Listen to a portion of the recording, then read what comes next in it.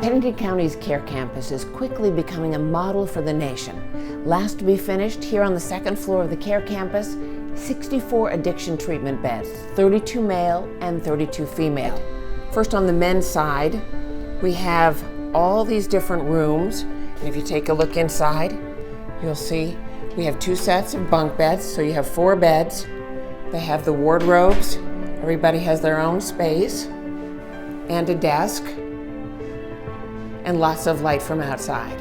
A generous $2.2 million donation from a local philanthropist paid for the construction. Lots of room for snacks, nice seating areas with televisions. Another seating area for the men, and the dumbwaiter for the meals to come up. All meals here at the Care Campus provided by the Pennington County Jail. Another way in and out, an exact replica on the women's side. This will be the dining area. The males and the females kept separate and will dine at separate times. Okay, now we're walking down the hall. This is the women's lounges. Kind of neat, the lights come on as you walk in. Nice, homey touch. Trying to make this feel like a nice place to stay and get your life back in order. Another area, laundry. All the rooms on the women's side. Real nice area for showers in the bathrooms. Another meeting room.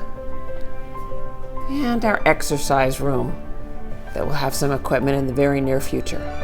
All the programs here in the Care Campus work towards the same goal of providing the right services at the right time for our community members through the use of a centralized work area with intake coordinators.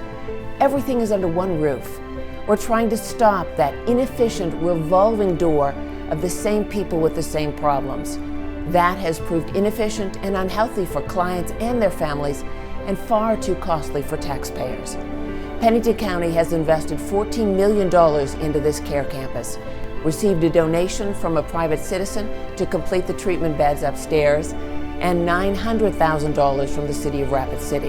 The MacArthur Foundation has provided funding for additional staff within the Care Campus as an alternative to incarceration.